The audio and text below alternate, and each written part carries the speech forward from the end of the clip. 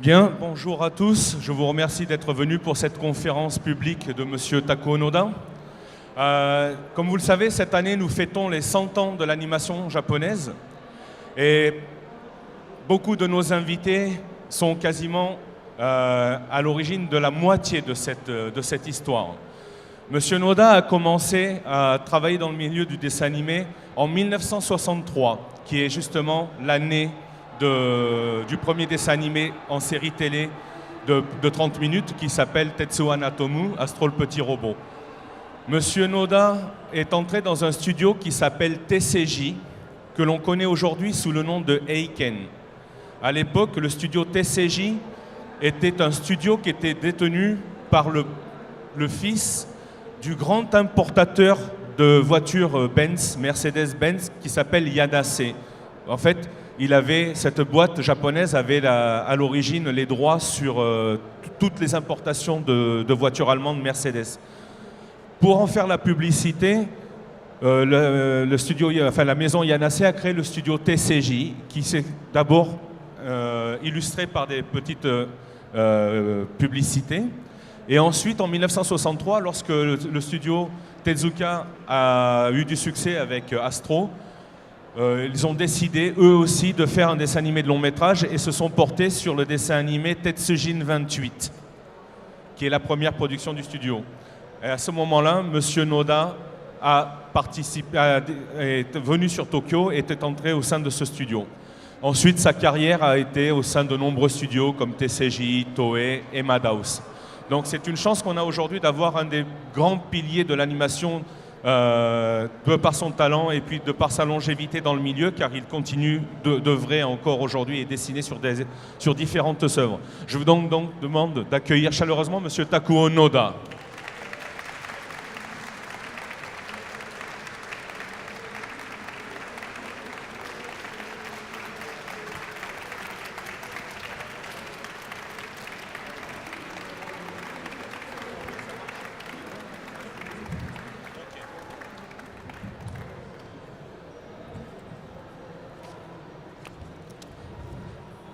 Pour vous dire aussi, M. Noda n'étant pas illustrateur, et il voulait faire quelque chose quand même qui voulait vraiment représenter le travail qu'il fait tous les jours.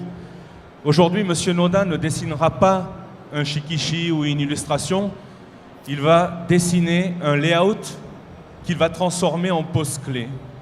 Donc, il va vous montrer réellement ce qu'est que le travail d'animateur dans sa première phase, la phase la plus importante.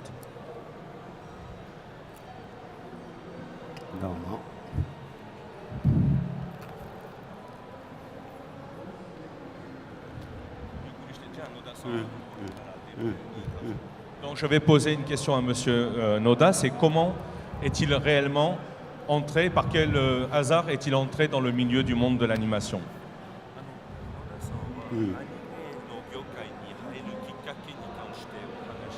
Hein. 1963年に日本では鉄腕アトムの、テレビシリーズが始まりました。そのスタッフには参加できなかったんですが、その後すぐやはり人気のあった鉄人28号というアニメが違う会社で制作される。それで人員の募集がありまして、それに応募して参加して、それがスタートです。私が24歳の時でした。En 1963, la série TV Astro Boy venait de commencer au Japon. Et malheureusement, je n'ai pas pu travailler sur cette série. Mais juste après, il y a une autre série très populaire qui a commencé à être produite, c'est Tetsujin 28. C'était produit par un autre studio qui a à l'époque cherché du personnel. J'ai postulé, on m'a pris et j'ai donc participé sur la production de cet animé. Et c'est comme ça que je suis rentré dans le monde de l'animation. Et j'avais 24 ans à l'époque.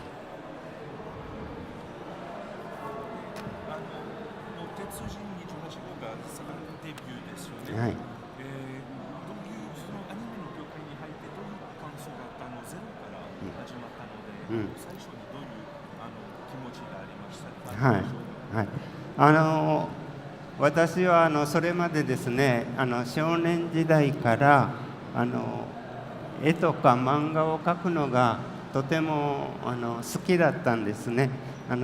ですから自分としては将来そういう仕事に絵を描く仕事に、参加したいといつも思ってましたので、その鉄人28号の作画スタッフになれた時はとても嬉しかったです。Depuis tout jeune, j'aimais beaucoup dessiner, et j'aimais dessiner en particulier les mangas. Et je me disais qu'à l'avenir, je voudrais vraiment travailler grâce à mes dessins. Et c'est pourquoi quand j'ai commencé à travailler sur Tetsujin 28, j'étais vraiment très très heureux. Et je suppose qu'à l'époque, il n'y avait pas énormément de gens qui travaillaient dans le milieu. Donc, comment se passait, combien de staff aviez-vous pour faire un dessin animé, par exemple un épisode de Tetsujin 28号?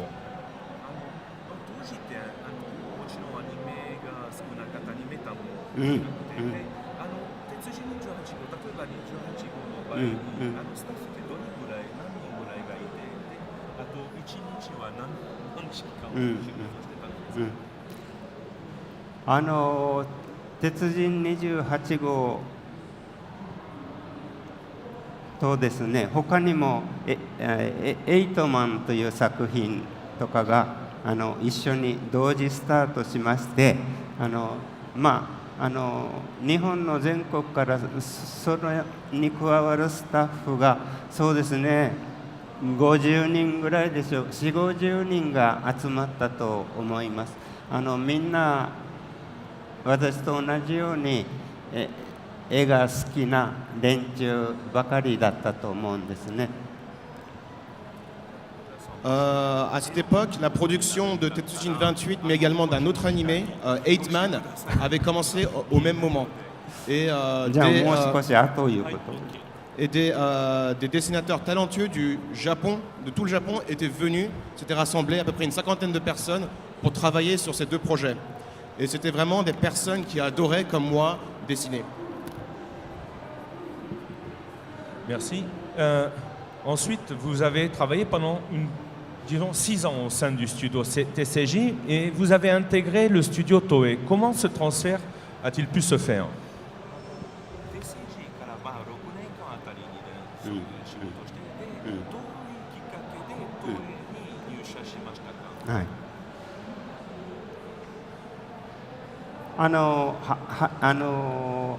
最初に参加したアニメ会社 TCJ っていうんですが、そこがアニメーションそうです、ごめんなさい、ちょっと勘違いして私はTCJ が気に入ってずっとやってたんですが、先輩の人が私と一緒にやっていた先輩の人がなんかこう独立するために自分で会社を起こしてですね、違うその方が今度はなんていうの、代理店、広告代理店のような会社へ行って、そこがアニメーションを作るから野田君来てくれないかという話があって、それで私は十分TCJ が気に入ってたので特にあんまりそういう気はなかったんですが、ただ先輩にお世話になった方なので断りきれなくて参加に、TCJ を辞めて参加しました。Alors moi, j'aimais beaucoup le studio où je travaillais, le studio TCG. Mais à l'époque, on m'avait proposé, donc c'était des aînés du studio qui m'avaient proposé d'aller travailler dans une agence de pub qui faisait des animés à l'époque. Mais moi, comme je le disais, j'aimais vraiment le studio où je travaillais. Donc je n'étais pas vraiment partant pour changer de studio. Mais ces aînés au studio qui avaient pris beaucoup de soin de moi m'avaient demandé ça et je ne pouvais pas leur dire non. Et c'est pourquoi j'ai décidé de partir de chez TCG pour aller à Toei. Mais justement, pour revenir un peu sur l'animation, les débuts, les premières séries de dessins animés au Japon ont toujours été avec des robots. Parmi les œuvres de M. Tezuka, il y avait énormément de genres différents, mais pourtant c'est Astro le petit robot qui a été choisi.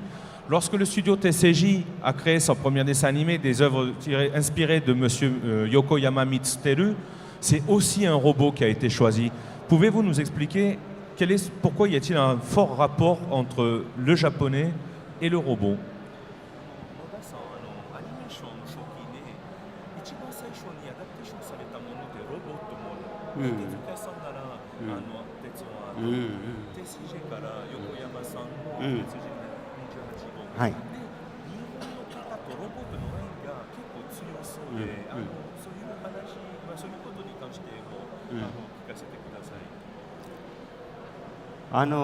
確かにそう言われますと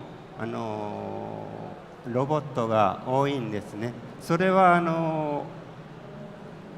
当時の手塚治虫という漫画家の先生がいらっしゃって、その方が、鉄腕アトムをはじめ非常に人気のある方でその影響がすごく大きいと思います。ただそれは当時の時代の流れとしまして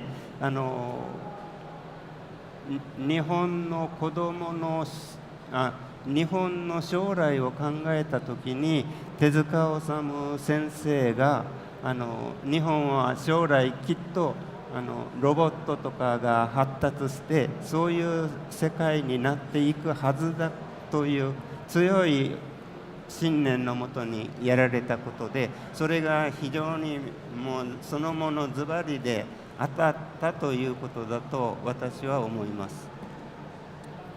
Alors c'est vrai qu'il y a beaucoup d'animés avec des robots. Et à l'époque, donc il y avait un grand sensei, M. Tezuka Osamu, qui avait produit Astro Boy. C'était un animé qui avait été très très bien reçu au Japon, il était extrêmement populaire. Et je pense que ça a eu vraiment une très très grande influence pour l'animation japonaise en général. Et à cette époque, quand il produisait Astro Boy, Osamu Sensei se disait « Mais quel sera l'avenir du Japon ?» Et sa réponse était que à l'avenir au Japon, nous vivrons parmi des robots, que les robots se développeront et qu'il y en aura partout dans le monde. Et c'est ce qu'il croyait vraiment très fermement. Justement, Monsieur Noda, vous aviez dit lors d'interviews diverses que vous préfériez dessiner des personnages plutôt que des véhicules ou des mechas ou des robots. Et pourtant, vous avez travaillé sur énormément de séries de robots. Est-ce que ce n'était pas trop difficile pour vous?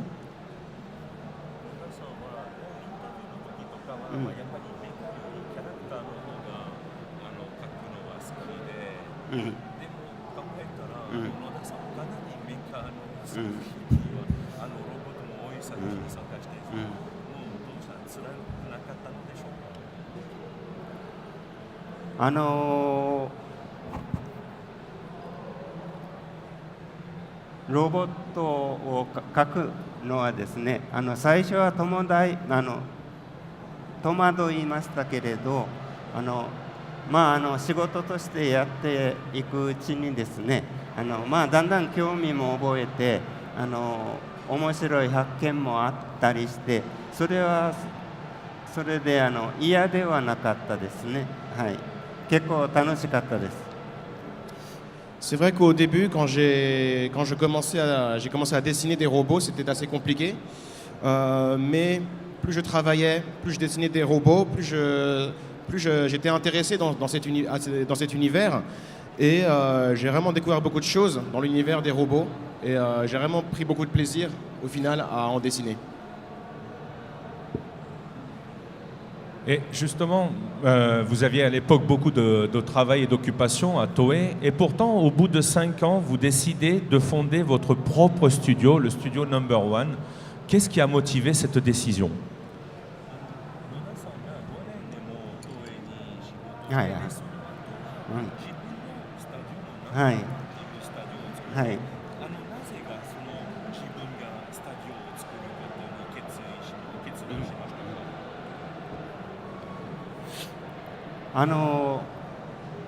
それはですね、東映動画が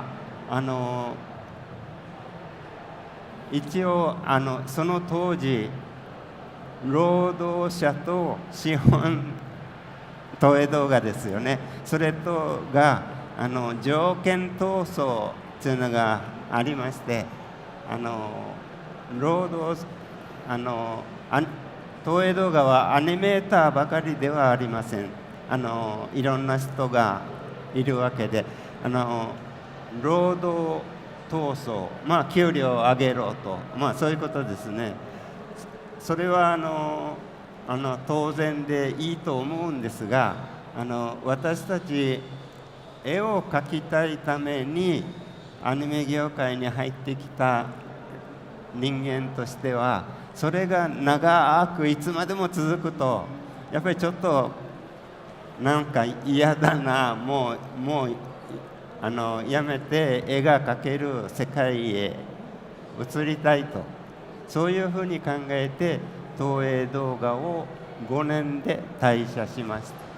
そして同じような考えで辞めた仲間とスタジオナンバーワンを作った次第です。Donc à l'époque, dans l'entreprise Toei, bien sûr, il n'y avait pas que des animateurs, il y avait des personnes qui faisaient toutes sortes de travail différents. Et donc il y avait pas mal de confrontations entre employés et employeurs, au sujet des conditions de travail notamment. Et il y avait beaucoup de confrontations sur les conditions de travail, les salaires et ce genre de choses.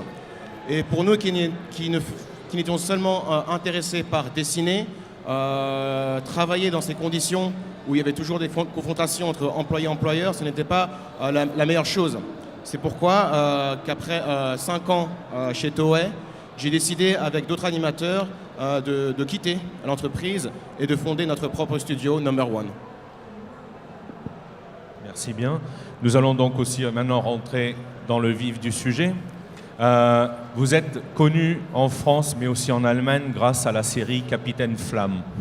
Pouvez-vous nous dire comment vous êtes arrivé à travailler sur ce projet?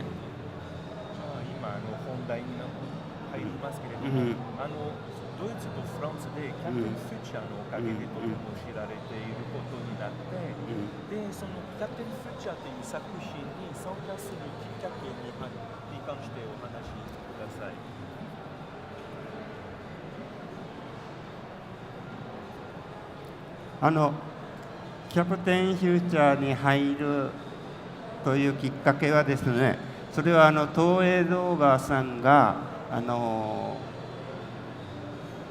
新たに今度こういう作品を作るんだけれど野田君やってくれないかというそういう依頼でそれを引き受けました。C'est Toei qui m'a proposé, quand ils avaient commencé à travailler sur le projet de Captain Flamme, il m'avait proposé si j'étais intéressé par travailler sur ce projet. Et c'est comme ça que j'ai commencé à dessiner pour Captain Flamme. Une légende urbaine dit que le personnage de Curtis Newton serait fortement inspiré de Robert Redford. Est-ce exact?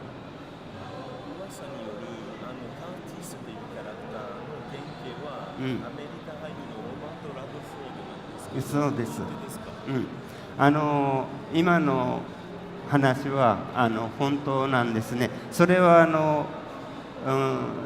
新しい作品に関していろいろこうプロデューサーとかと監督とかとお話をしている中で、カーティスのイメージはロバート・レッドフォードみたいな感じなんだけどという話を私は聞きまして、必ずそうしろと言われたわけではないですけども、で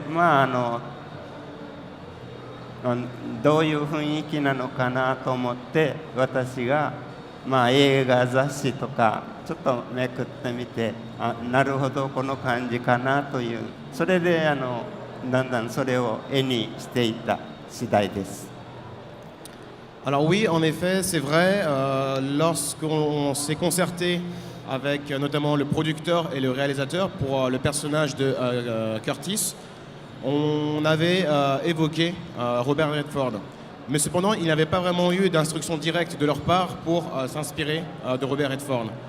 Mais moi-même, pour ce personnage, je me suis inspiré de beaucoup de magazines de films. Et c'est comme ça qu'on a conçu le personnage de Curtis. Justement, puisque l'on parle de Capitaine Flamme à ce moment-là, vous êtes en train de dessiner ce qu'on appelle un layout. Pouvez-vous nous indiquer à quoi sert un layout?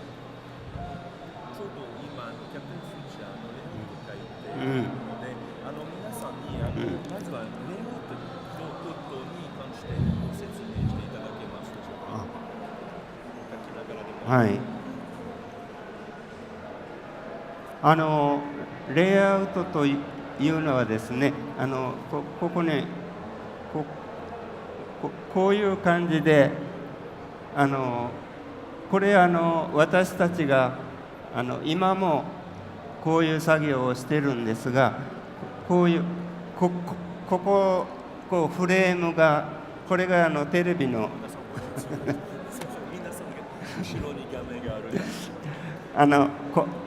これがですね、テレビのフレームというイメージで、その中に絵を描いていく。Et on dessine à l'intérieur de ça. Et on dessine toujours aujourd'hui avec des layouts pour produire des animés. それで例えばこういうふうにちょっとラフっぽくですね、いろんな、例えば向こうから走ってくるカーティスとかいうのを自分でちょっとイメージしながらこの紙の上にそのアクションを定着していくわけです。Donc, par exemple, ici, これはですね、絵コンテの要望に従って我々は描きます。Et donc, par exemple, ici, je suis en train de dessiner Curtis qui court vers la caméra, vers l'écran. Et donc, je m'imagine sa pose et je dessine, j'esquisse des traits pour ensuite recréer son mouvement général. Et tous ces dessins, tous ces layouts sont inspirés, sont fondés sur le econte, soit le storyboard.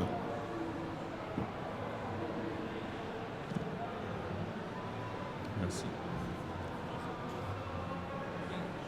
Et en fait, le layout va servir de référence pour créer ce qu'on appelle les poses clés, les genga.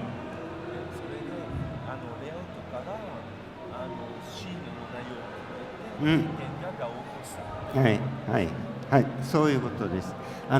このレイアウトでお芝居をつけてタイムシートというものがありまして、それにタイミングを書いていって、完成させます。Sur le layout, on va dessiner les mouvements, on va décider des mouvements et de l'action et de la scène. Et séparément de ça, on a également un timesheet, une feuille de timing sur laquelle on va inscrire en détail le timing de la scène. Et on dit que le véritable matériel de l'animateur, c'est une feuille de crayon, un papier et la réglette d'animation. Cette réglette n'existe vraiment, a été soi-disant développée au Japon. Est-ce que vous pouvez nous en dire un peu plus?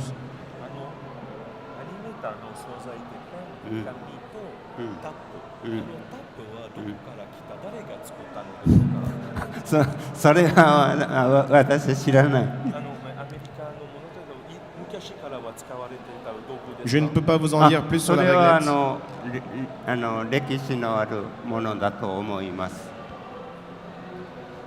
アメリカのアニメ会社の、なんか映像なんか見ますと、こんな大きな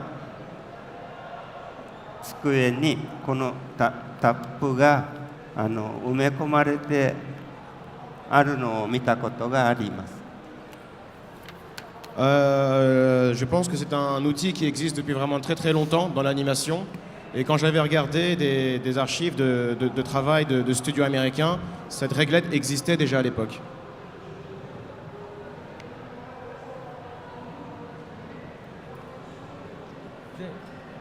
Donc là, vous continuez le layout. Comment l'animateur va-t-il interpréter le layout ou est-ce qu'il doit se référer à des informations contenues dans le storyboard ou le layout ou a-t-il une certaine liberté? レイアウトが作ってから、うんその後原画を起こすとか、うん大体は普段は同じ方ですけどね、でアニメーターという人、でそのレイアウトの、ことを原画を起こすとか少し自由がありますか？演技をちゃんと見て起こさないといけないのです。それは我々アニメーターはいわゆる監督の演出家さんという人が絵コンテを書くわけですね。それに従ってその芝居内容をちゃんと自分で理解してそれで絵に起こしていくわけです。その監督の要望に応えるということですね。そこが一番難しい。やっぱりそれを終わったらですね、我々のレイアウト原画の作業が終わったらそれは監督さんのところへ行くわけです。それで監督さんは非常に厳しい目でチェックします。それで自分の意向と違っていたり、ね、ちょっと違うというところは、リテイクというんですが直しがきます。Donc un animateur va suivre le storyboard qui a été dessiné soit par le réalisateur, soit par le metteur en scène. Et nous suivons donc ce storyboard pour animer une scène. Et notre travail consiste vraiment à répondre aux attentes du réalisateur ou du metteur en scène. Et je pense que c'est l'aspect le plus dur de notre travail. Et nous dessinons les gengas et ensuite donc les poses-clés. Et le réalisateur ou le metteur en scène va ensuite les revoir dans tous les moindres détails. Et si le résultat ne convient pas à leur attente, ils vont ensuite les corriger. Bien, nous avons donc déjà fait un peu le tour de l'ère de Toei. Il y a eu ensuite un deuxième grand changement dans la vie de M. Noda, c'est lorsqu'il a intégré le studio Madhouse. Et je vais donc lui demander de nous parler comment est-il arrivé à intégrer ce grand studio.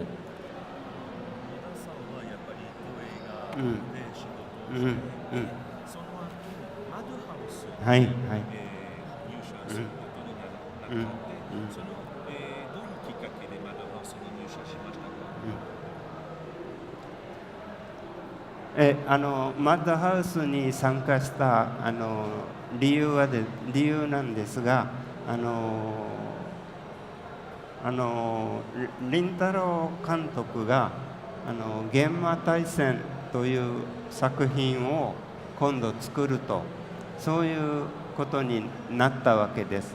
それでその時にやはり制作スタッフとして作画監督として、野田さん参加してくれないかと、そういう依頼です。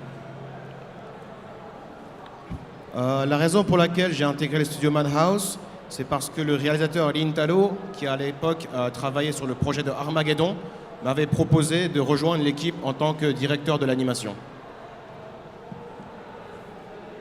Justement, Genma Taisen a été un peu un grand changement parce que c'était plutôt des personnages déjà adaptés de Monsieur Otomo, mais aussi très réalistes. Comment avez-vous développé vos personnages? Avez-vous beaucoup discuté avec lui parce que son style était quand même assez particulier?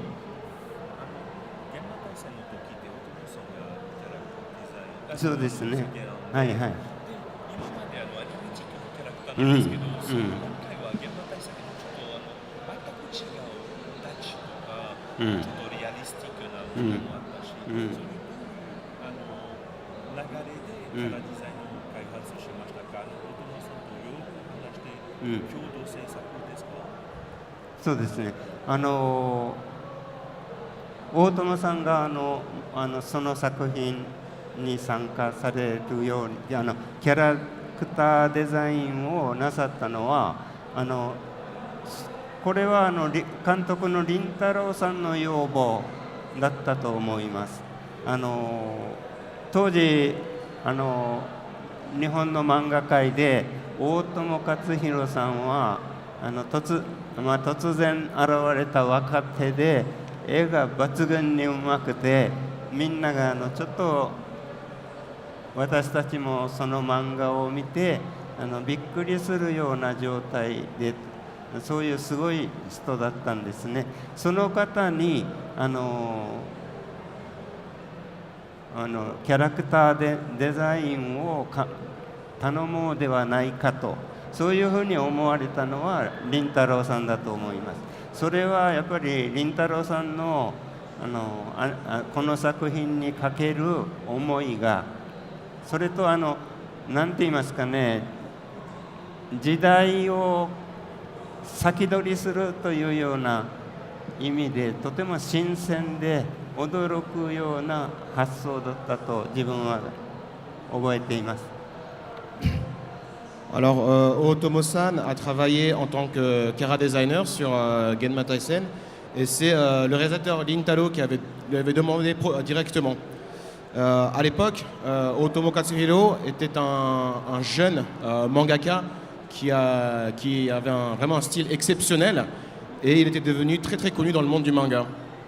Et ses dessins étaient vraiment exceptionnels. Et nous animateurs étions vraiment étonnés, impressionnés par son travail. Et c'est pourquoi Rintaro lui a demandé de travailler en tant que Kara designer. Et je pense que c'est aussi parce que Rintaro était vraiment très très attaché à créer une œuvre nouvelle, avant-gardiste. Et je pense que c'était vraiment une décision, une très bonne décision de demander à Otomo-san de travailler sur ce projet. Justement, puisque l'on parle de M. Rintaro, vous avez beaucoup travaillé avec lui. Quel genre d'homme est Rintaro? そうですね。はい。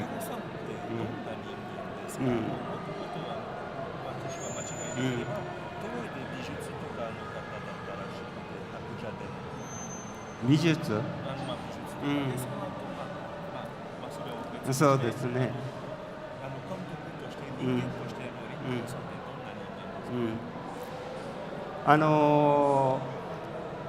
私も林太郎さんと初めてお会いしてお話しするようになったのは私が東映動画に入ってからですから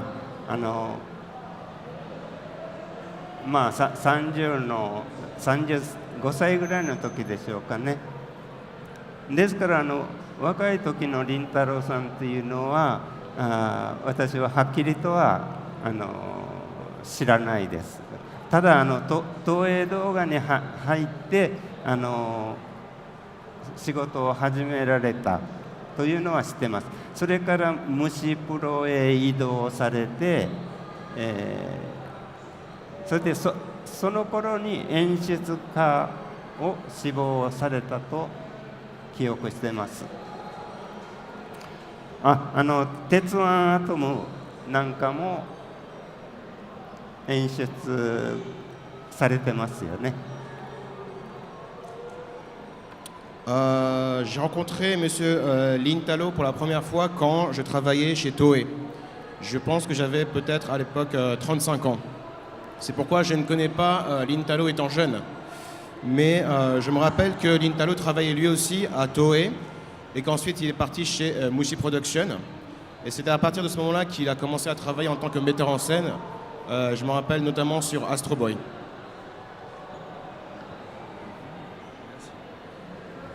Et... Attendez que j'ai... Où est-ce que j'ai foutu ma question? Juste... il y a un autre film aussi qui a été important dans votre carrière, c'est le film Kamui no Ken, l'épée de Kamui. Pouvez-vous nous parler un peu plus de cette œuvre qui, à l'époque, a quand même été assez importante et surtout a lancé aussi un jeune acteur en tant que doubleur pour le personnage principal. Cet acteur aujourd'hui est mondialement connu puisqu'il s'appelle Hiroyuki Sanada. はい。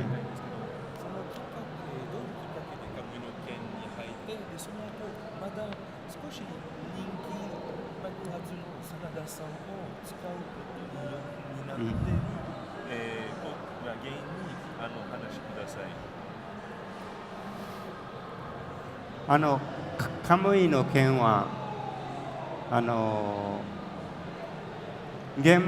長編の角川アニメの「幻魔大戦」という作品が、作り上げて完成しましてとても評判が良かったと記憶しています。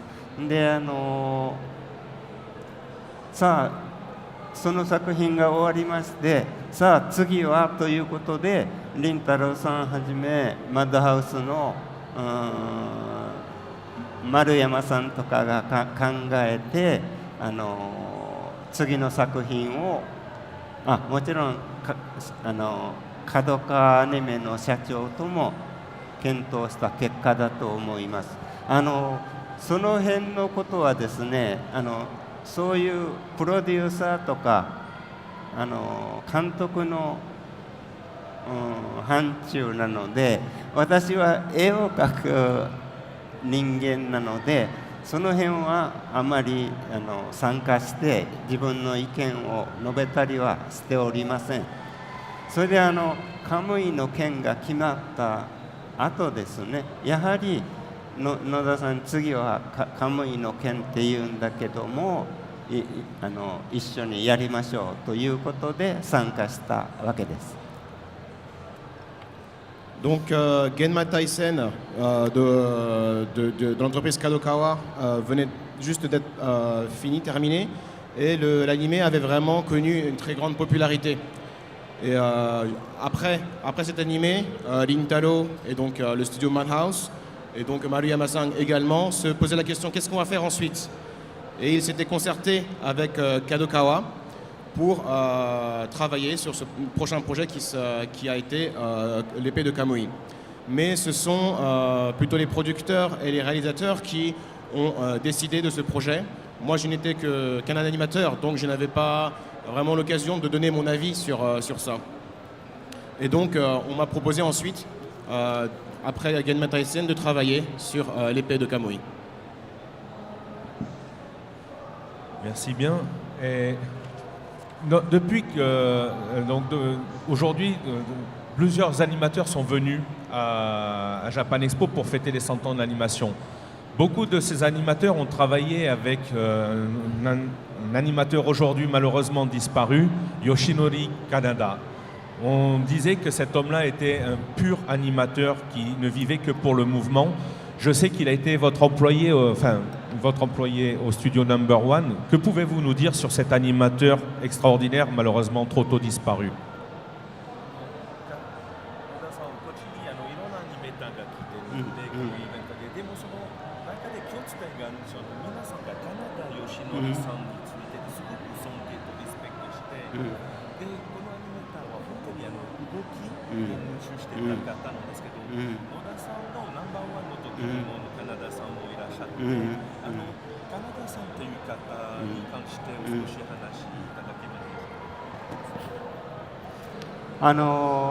金田君のことについてお話しします。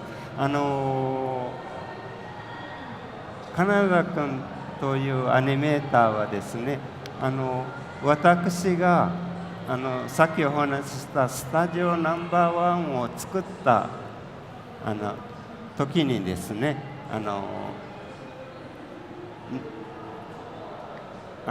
私の仕事を手伝ってもらうためにカナダ君ちょっと手伝ってくれないかということで私が呼びました。カナダ君が22、3歳の頃ですね。でアニメーターの経験がきっと2年3年の頃青年だったと思います。まだほんの動画新人アニメーターの彼でしたね。Donc quand j'ai fondé le studio Number One, j'ai demandé directement à Canada de venir travailler avec moi pour me soutenir. Et à l'époque, il devait avoir entre 22 et 23 ans.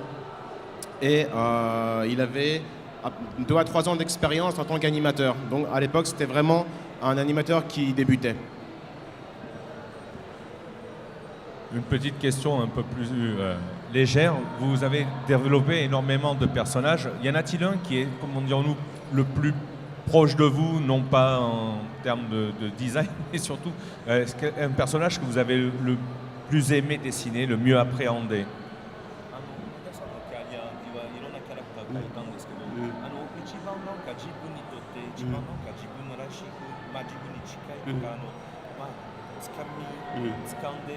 描いてよかったなっていうキャラクターがいらっしゃいますでしょうか。ピエールね、ちょっとカナダ君のことをちょっと私半分ずつにだからもうちょっと喋らせて。Laissez-moi un peu plus parler de Canada, s'il vous plaît. それでお話ししたように22、3の彼が私のスタジオに参加してくれて一緒に仕事をするということになりました。それが3年ぐらいなんですね。それで非常に素晴らしい才能を感性を持った青年でしてね、私がちょっとびっくりするようななんでこんな書き方するのかとか、なんで若いのにこんなに上手なんだろうとか、そういうふうなことを感じたことをとてもよく覚えています。それでその通り成長していってナンバーワンというスタジオを出てですね、日本の大きなアニメ界の中へ、彼が育っていったと、そういう関係ですね。はい、とても有能で素晴らしいアニメーターだったと私は思っています。それは決して間違いじゃなくて日本の誰もが認めるけれど、さっきもお話ししましたように一番最初に認めたのはきっと私だなとちょっと自慢に思ってますね。Donc comme je le disais, Canada a rejoint mon studio à l'âge de 22 ou 23 ans. Et c'est comme ça que nous avons commencé à travailler ensemble. Et il est resté dans le studio pendant 3 années.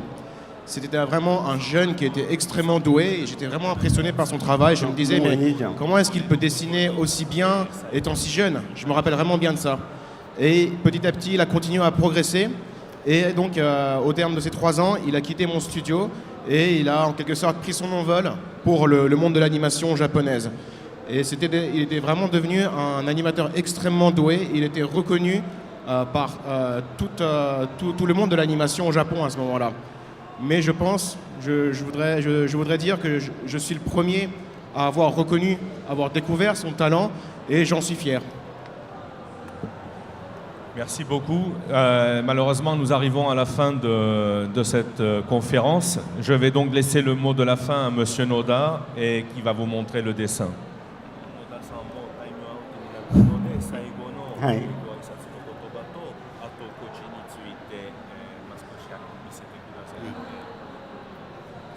どういうことを喋ればいいですか？まあ、今のレイアウトに関してはもう完成するんで、でその後、まあ、このコンフェランスが終わりますので、まあ、参加している方とか、まあ、挨拶みたいな。はい。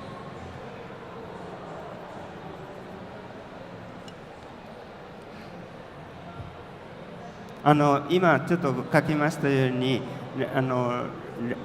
レイアウトというのはこういうふうに割にちょっとラフっぽい感じで絵を描くというよりは動きをこの画面の上でまとめるというのが大きな作業じゃないかと思うんです。それをクリーンアップしていくのはレイアウトの後の原画マン、それとその後の、動画マンの仕事になっていきます。そういうシステムになっています。Oui. Donc, comme vous pouvez le voir, je viens de faire un layout et les traits sont plutôt esquissés, plutôt grossiers. Et en fait, pour le layout, plus que le dessin et le détail en lui-même, on va se concentrer sur le mouvement, l'action de la scène.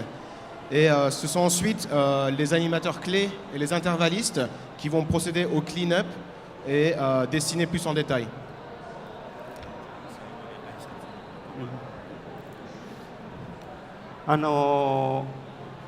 私は以前一度フランスにこういうイベントに参加したことがあります。それは